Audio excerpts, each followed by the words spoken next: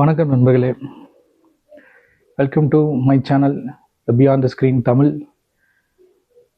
இந்த சேனலில் நம்ம கதைகளை பார்த்துட்ருக்கோம், நிறைய புத்தகங்கள் அறிமுகங்களை பார்த்துருக்கோம், புது வித்தியாசமான திரைப்படங்களை பற்றி விமர்சனங்களை பார்த்துட்ருக்கோம். கண்டிப்பாக உங்களுக்கு பிடிக்க நம்புகிறேன். இன்றைக்கி நான் கொண்டு வந்திருக்க கதையும் ஒரு சின்ன ஷார்ட் ஸ்டோரி, ரொம்ப கொஞ்சம் வித்தியாசமாக இருந்துச்சு. சரி, உங்களோட அதை பகிர்ந்துக்கலாம் அப்படிங்கிறதுக்காக அந்த கதையை கொண்டு வந்திருக்கேன். சரிட்டா நம்ம கதைக்குள்ளே போவோம். வித்தியாசமான கதை, கண்டிப்பாக உங்களுக்கு பிடிக்கும்னு நான் நம்புகிறேன். ஓகே, ஒரு ராஜா அப்படி ஆரம்பித்தா தானே நமக்கு கதை கேட்குற ஒரு இன்ட்ரெஸ்ட் வரும். ஸோ அதே மாதிரி ரொம்ப நாள் முன்னாடி ஒரு ஊரில் ஒரு ராஜா இருக்கார். நல்ல ராஜா, நல்லா ஆட்சி பண்ணிட்டுருக்காரு. மக்கள்லாம் சந்தோஷமாக இருக்காங்க. ஊரே ரொம்ப செழிப்பாக இருக்குது. எல்லாருக்கும் பிடிச்ச மாதிரி ஒரு ராஜாவாக இருக்கார். அந்த ராஜாவுக்கு ஒரு பொண்ணு, அழகான பொண்ணு. ஹீரோயினா அப்படி தானே இருக்கணும், நல்லா அழகாக இருக்காங்க. அது மட்டும் இல்லாமல் நிறையா அறிவோடு இருக்காங்க. நிறையா பட்டிமன்றம் கலந்துக்கிறாங்க, போர் சண்டை இந்த மாதிரி இதுலையும் கலந்துக்கிறாங்க. ரொம்ப அறிவில் சேர்ந்தவங்களாகவும் வலிமையிலே சேர்ந்தவங்களாகவும் திறமையிலே சேர்ந்தவங்களாக இருக்காங்க.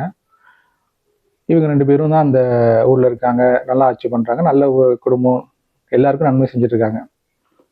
அந்த ராஜாவுக்கு கொஞ்சம் வயசாகிட்டே வருது. இந்த பொண்ணுக்கும் கல்யாண வயசு வருது. சரி, ராஜா நினைக்கிறாரு, ஓகே நம்ம பொண்ணுக்கு ஒரு நல்ல பையனாக பார்த்து கல்யாணம் பண்ணி வைக்கணும், நமக்கு வயசாகிட்டே இருக்குது, பொண்ணுக்கு திருமணம் பண்ணி வைக்கணும் அப்படின்னு நினச்சி முடிவு எடுக்கிறாரு. எல்லாத்தையும் பக்கத்தில் இருக்கிறவங்களாம் சொல்லி பார்க்குறாரு. தான் பொண்ணுக்கு அழகுக்கும் திறமைக்கும் ஏற்ற மாதிரி பசங்க இருந்தால் சொல்லுங்கள் அப்படின்னு சொல்லி வைக்கிறாரு. அந்த ஊருக்குள்ளே அப்படியே தேடுறாங்க, ரொம்ப கிடைக்கல. ஒன்று வெளியூரும் சொல்லி வைக்கிறாரு. பக்கத்து ஊர்லேருந்து ஒரு 3 பேர், 3 இளவரசர்கள் இந்த பொண்ணுக்கு ஏற்ற வயசு திறமை இந்த மாதிரி ஒரு இதில் வராங்க. அவருக்கு ரொம்ப சந்தோஷமாக இருக்குது. பரவாயில்லையே, நம்ம பொண்ணுக்கு மாப்பிள்ளை கிடச்சிருவாரு அப்படின்னு சொல்லிட்டு அந்த 3 பேர்த்தையும் வாங்கன்னு சொல்கிறாரு. அந்த 3 வராங்க. பட் என்ன நடக்குதுன்னா, 3 பேரும் ஒரே நாளில் அந்த ராஜா வீட்டுக்கு வந்துடுறாங்க அந்த பொண்ணை பார்க்குறதுக்கு. ராஜா சரி ஓகே, எல்லோரும் இளவரசர் தானே பார்த்துட்டு போயிடுவாங்க, அப்புறம் பார்த்துக்கலாம் அப்படின்னு சொல்லிட்டு 3 பேர்த்தையும் வர வைக்கிறாரு. 3 பேருமே அந்த பொண்ணை பார்த்து அழகில் மயங்கிடுறாங்க. ஏன்னா அந்த பொண்ணு அவ்வளோ அழகாக இருக்குது. அந்த பொண்ணு வர வழியில் அந்த பொண்ணை பற்றி கேட்டுகிட்டே வராங்க. எல்லாரும் சொன்னதை கேட்டோன்னே, ஓகே இது நல்ல பொண்ணு போல இருக்குது, நம்ம குடும்பத்துக்கும் நம்ம நாட்டுக்கு கல்யாணம் பண்ணி கூட்டிகிட்டு போனால் நமக்கு நல்ல செல்வாக்கு இருக்கும், நல்ல பொண்ணாகவும் இருக்கும் அப்படின்னு ரொம்ப ஆசைப்பட்டாங்க. அந்த பொண்ணை பார்த்தோன்னே 3 பேருக்கும் பிடிச்சிருது. 3 பேரும் ராஜா கிட்ட சொல்கிறாங்க, உங்கள் பொண்ணு எனக்கு பிடிச்சிருக்குங்க, எனக்கு கல்யாணம் பண்ணி கொடுத்துருங்க அப்படின்னு கேட்குறாங்க. ராஜாவுக்கு என்ன சொல்கிறதுன்னு தெரில, என்னடா ரொம்ப போச்சு அப்படின்னு யோசிக்கிறாரு. இந்த பேச்சு போயிட்டே இருக்கும்போது ஒரு கட்டத்துக்கு மேலே இது சண்டை போடுற அளவுக்கு ஆயிடுது. பக்கத்து நாளோட போரே வந்துருமோ அப்படிங்கிற மாதிரி பிரச்சனை 3 பேருமே அந்த ஒரு பொண்ணுக்காக அடிச்சுக்கிறாங்க. அந்த பொண்ணுக்கு என்ன முடிவு எடுக்கிறதுன்னு தெரியல.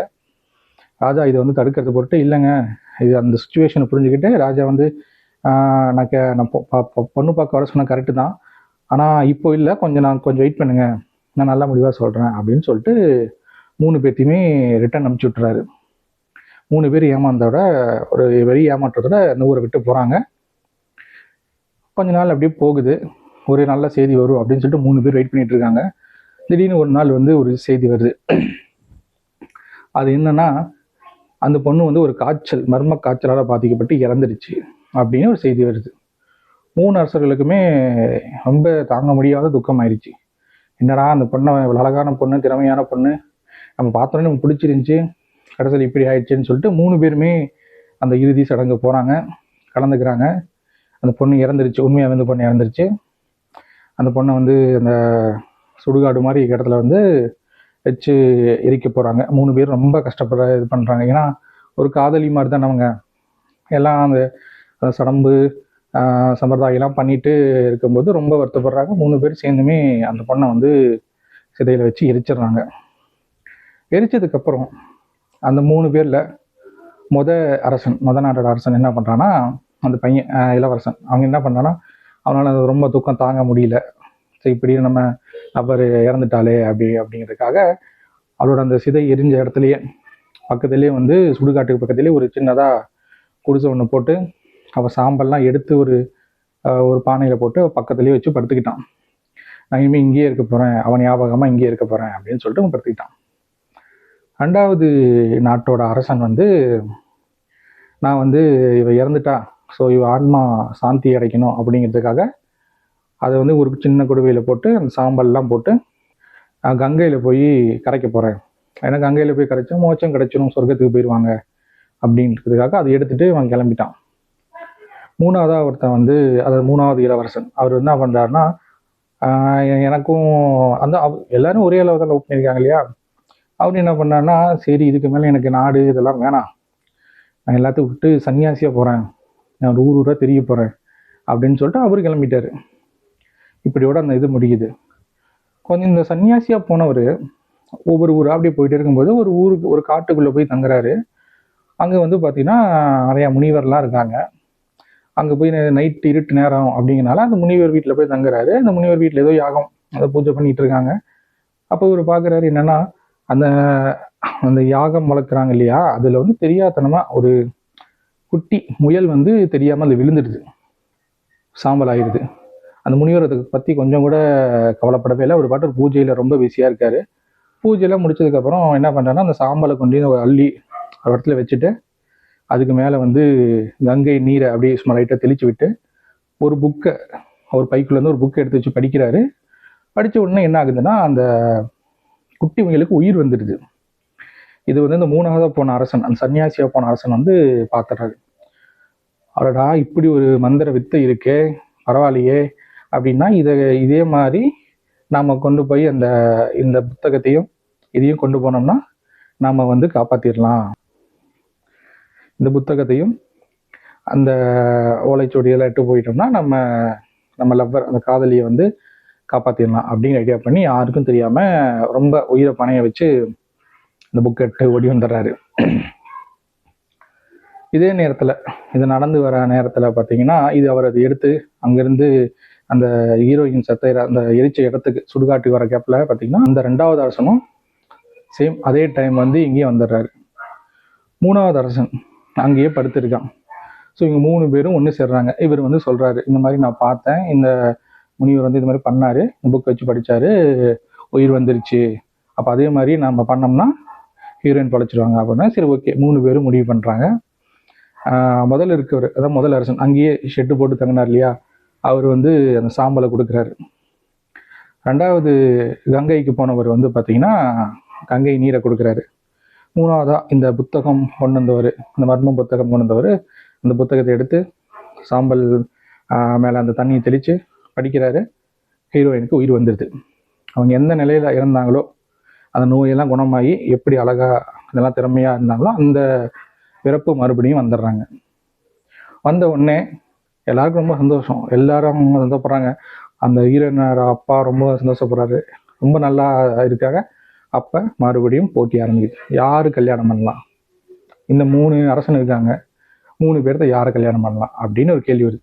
3 பேருமே ஒரே அளவுக்கு உண்டான அந்த பொண்ணு மேலே பிரியம் காதல் வச்சுருந்தாங்க. 3 பேருமே அந்த பொண்ணுக்காக வந்து ஒவ்வொரு இதில் கஷ்டப்பட்டு போராடி கொண்டு வந்து அந்த பொண்ணை வந்து உயிர் பிச்சிருக்காங்க. கடைசியாக அந்த பொண்ணுக்கிட்ட வந்து உயிர் வந்துடுது. அந்த கேட்குறாங்க, நாங்கள் 3 பேர் இருக்கோம், 3 பேர் கல்யாணம் பண்ண முடியாது, ஸோ ஓகே இதில் யாரை ஒருத்தர் செலக்ட் பண்ணுவேன் அப்படின்னு அந்த பொண்ணை கேட்குறாங்க. அந்த பொண்ணு ரொம்ப நேரம் யோசிக்குது, என்ன முடிவு சொல்லியிருக்கோம், யாரை கல்யாணம் பண்ணால் சரியாக இருக்கும், அந்த சுடுகாட்டிலேயே அந்த பொண்ணு என்னவா படுத்தவனையா, ரெண்டாவதாக அந்த பொண்ணுக்காக கங்கை வரைக்கும் போனவனையா, மூணாவது அந்த பொண்ணுக்காக கஷ்டப்பட்டு அந்த உயிர் பிக்கிற அந்த இது கொண்டு வந்தவனையா, யார் அந்த பொண்ணு கல்யாணம் பண்ணணும், நீங்கள் சொல்லுங்கள், கமெண்ட்டில் சொல்லுங்கள். இந்த கிளைமேக்ஸ் ட்விஸ்ட்டை நான் சொல்கிறேன்.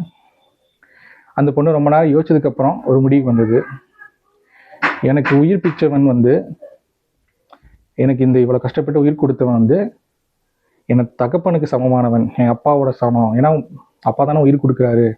ஸோ இந்த மூணாவதாக போய் இந்த கஷ்டப்பட்டு இந்த இதை கொண்டு வந்து கொடுத்தவர் எனக்கு தகப்பனுக்கு சமமானவன், அவன் நான் கல்யாணம் பண்ணிக்க மாட்டேன் அப்படின்னு சொல்லிடுறாரு.